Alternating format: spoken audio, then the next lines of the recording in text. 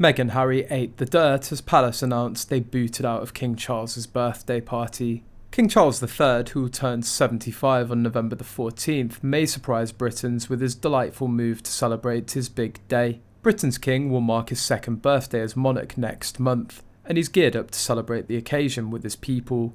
In honour of the king's auspicious day, the Prince's Foundation is reportedly inviting Brits born in the same year as Charles to a special tea dance.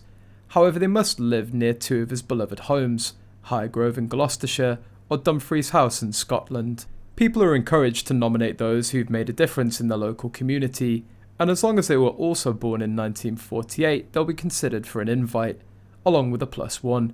Applications opened on Monday the 2nd of October and will remain open until Friday the 13th of October, with the dances set to take place on November the 13th. The tea dance will give royal fans a chance to meet and socialise, although it's not known if the monarch himself will visit either of the properties for a birthday surprise. Hundreds of guests are expected for the birthday parties, but staff at Dumfries House will be used to the process as property already hosts monthly tea dances. Inspired by the Prince's Foundation's Health and Wellbeing programme, which runs monthly tea dances at the Cummack Estate for those at risk of loneliness and social isolation, the events aim to bring people together to celebrate the historic occasion in beautiful surroundings. While all have been well received and highlighted the best of Britain, they've also involved enormous coordination and planning as well as cost to the public purse.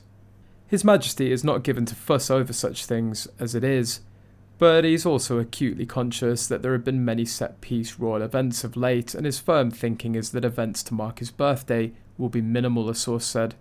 On the King's official birthday, there'll be no payments for travel and accommodation provided for overseas guests, including Meghan and Harry.